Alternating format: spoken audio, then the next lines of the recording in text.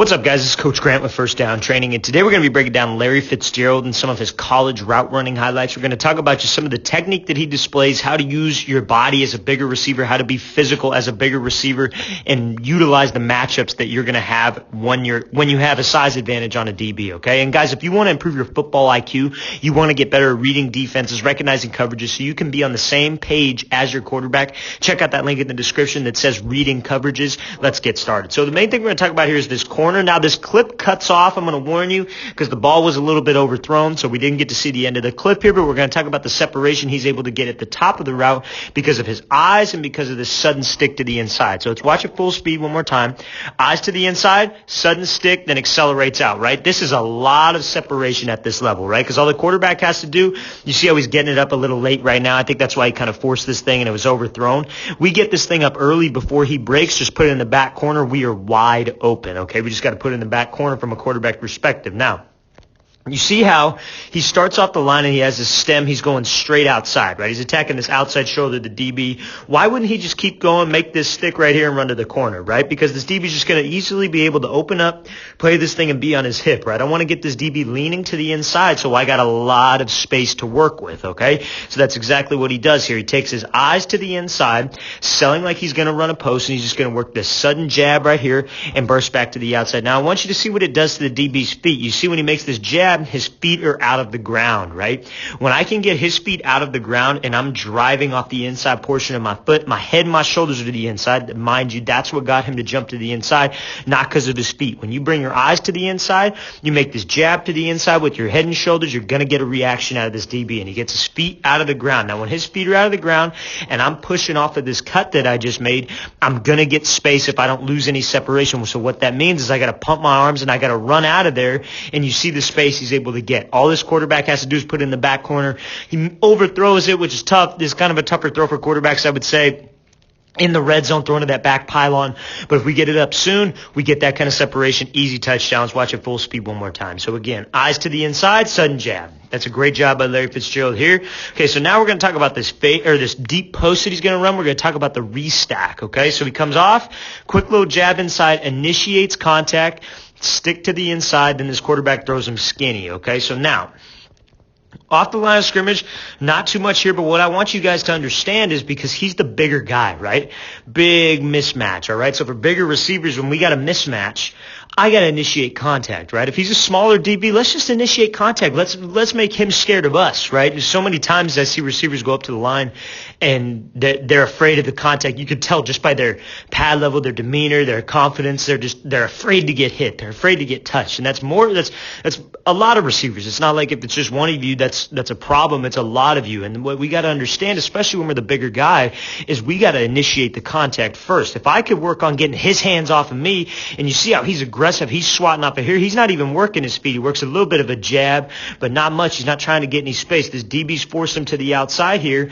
All he knows is if I could take this outside release, I get his hands off of me, I can restack and I can run this post. Okay, that's all he's trying to understand right here, and that's exactly what he accomplishes. He gets those hands off of him, so he's coming here, right? Swat with the right hand, chop with the left hand. Swat, chop, get those hands off. This is a great position to be in right here because when you got a mismatched receiver and this DB has no hands on him, it's a very tough matchup to do. So what does he do? He gets back on top. He starts peeking back for this ball. That gets this DB expecting fade, or it could be a couple things. Maybe he's looking back, is going to break this thing off on a comeback. DB has no idea, right? So that's why we should always have the upper hand.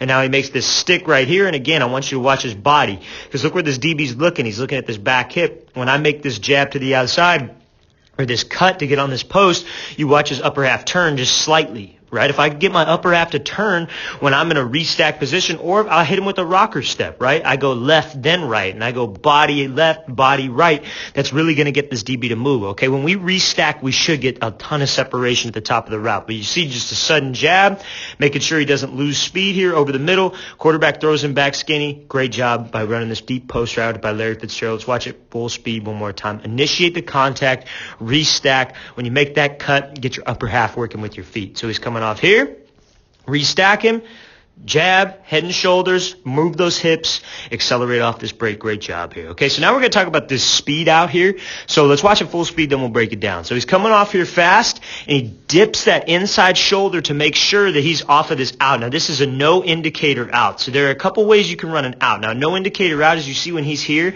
he's already rounding, opening up his hips, and accelerating out. This DB's off, right? He's got his hips opened up, so I got to make sure from a quarter, I don't need to make this big indicator here because he's already sitting inside, right?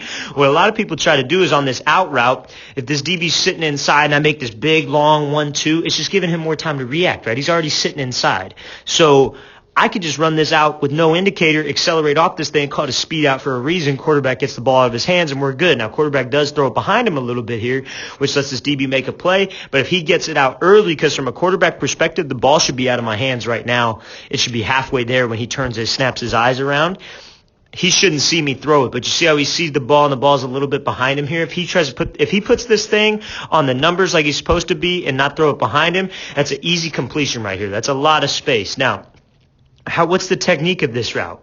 You see how he's kind of dipping this inside shoulder and opening up those hips. That's how we can keep the same speed that we generated off the line of scrimmage. Because you see how when he comes off the line here, he's in a very explosive position, right? He's not popping up. He's not running this thing slow. He's full speed ahead, running full speed, attacking this target. Now, when I want to hit this thing, let's count his steps. So he goes off his spurt, 1, 2, third inside step. That's pretty common. That's what a lot of people do in their playbook. Third inside step, driving off that outside or driving off the inside arch of the outside leg, but no indicator, keeping a good pad level. That's how he's able to change direction and dipping this inside shoulder to take him out. And you see how he's pumping his arms out of the break. Those are the 3 keys to make sure that I get in and out of a no indicator speed out.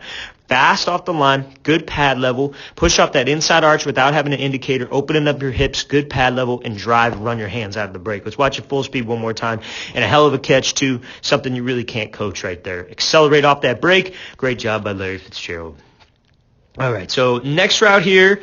We're going to talk a little bit about a goal line fade, mostly just the catch here because the route really didn't do too much. DB's off man in the red zone, so we just got to make sure I go up with a strong grip when I make this catch. So anytime it's a jump ball situation, guys, I got to make sure I go up with a strong grip and I protect this ball. Those are the 2 things. I get asked this a lot. How do I improve my catch in traffic? Catch in traffic is really the same thing when it comes to protecting the ball.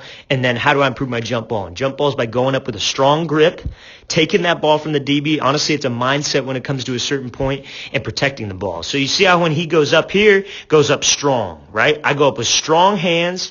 I'm getting to that highest point before that DB, and you see when he's coming down with the ball, he's protecting this thing. He's pulling it away from the DB. That's exactly where I want to be. I would like it to go right to the tuck, but as long as we can secure it, get my hands on it, and then I'm violent when I pull this thing away from the DB. That's not the best effort from the DB here. That's a great job by working this jump ball. Anytime we're a bigger receiver, guys, we got to win every single jump ball. I swear it's a 50-50 ball, but the quarterback will give you the ball every single time if he's confident that you can go up and make those plays, right? All you got to do is throw it above the rim. Especially, and if you're a bigger receiver, man, you got to have a good vertical. You got to be able to go up and win those 50-50. More often than not than you lose, you got to win those 50-50 jump balls, okay? That's something that will keep you on the field and that will get you on the field if you're a guy trying to fight for a spot. Let's watch it full speed again one more time. So coming off, go up with a strong grip, pull that ball from the DB, protect the ball. All right, guys, I really want to thank you for watching. I really appreciate it, guys. Please leave in the comments any questions you guys have. And if you want your film broken down just like how I broke down Larry Fitzgerald, check out that link in the description that says get your film broken down. I'll see you guys next time.